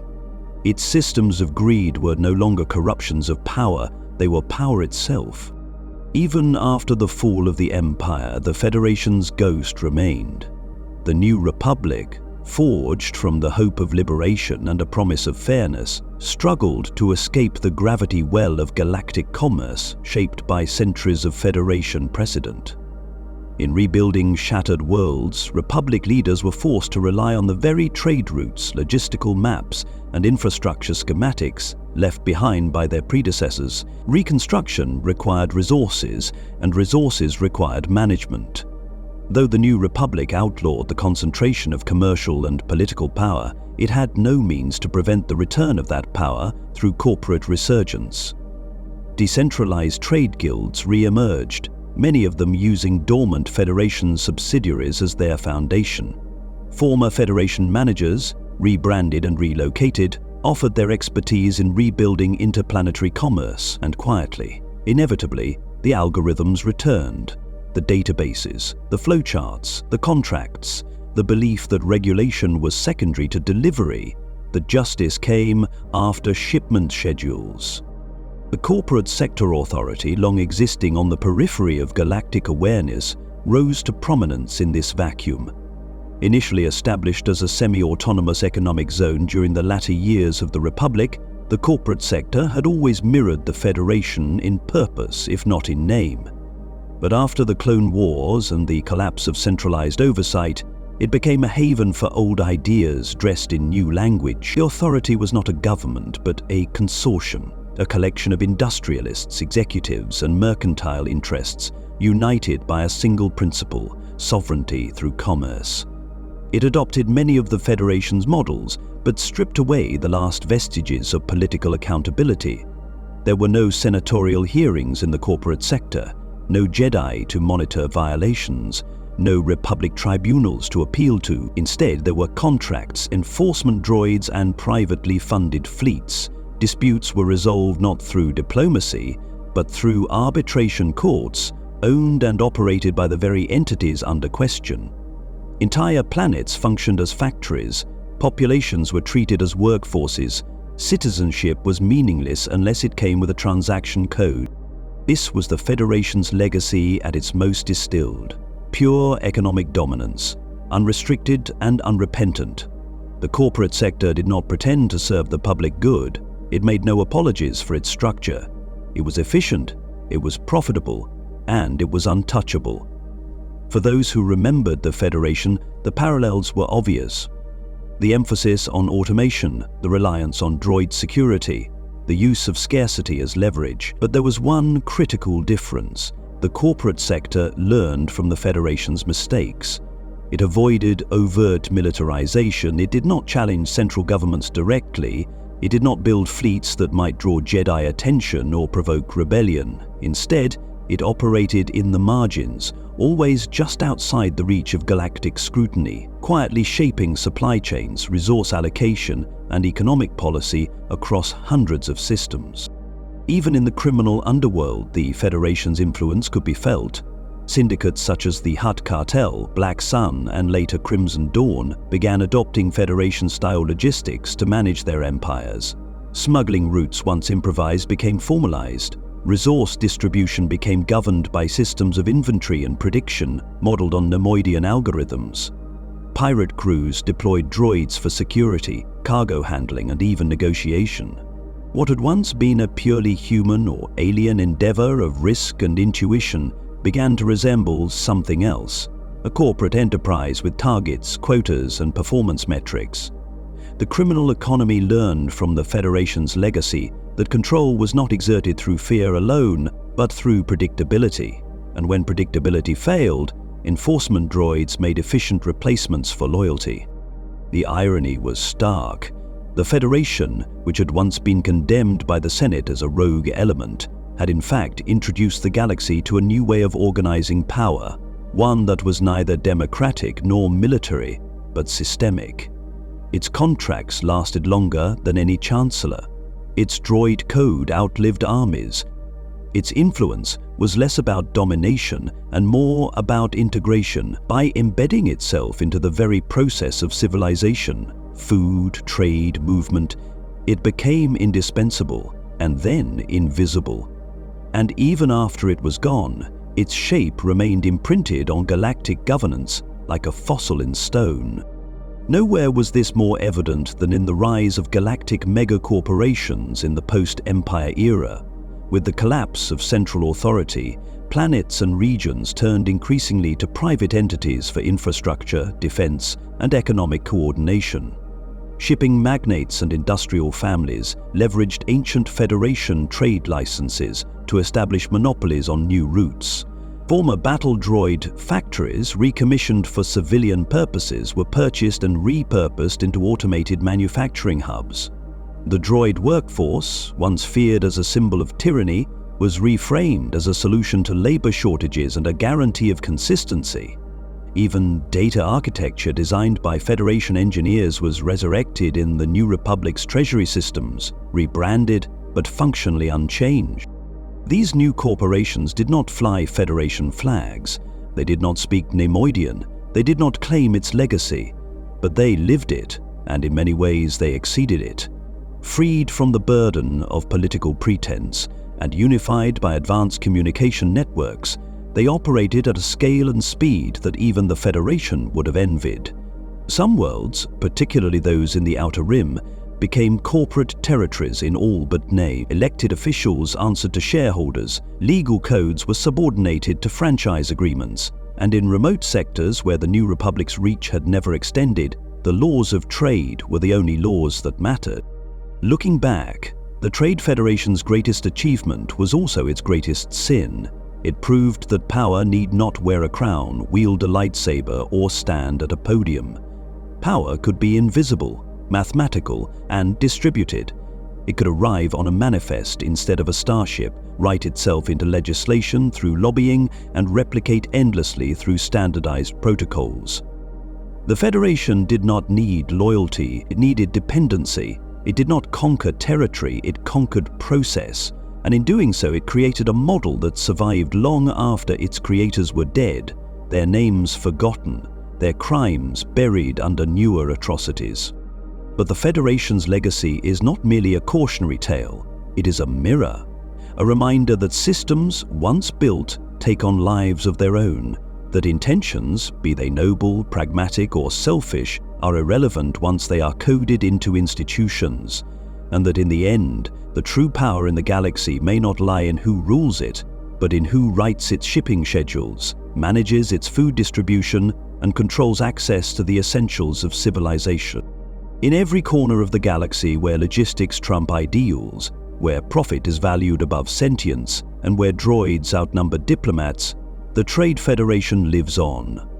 Not as a name, not as a banner, but as a principle. A legacy of greed so vast, so deeply embedded, that even rebellion can only exist if someone delivers the weapons on time. The Federation may have fallen, but its system remains.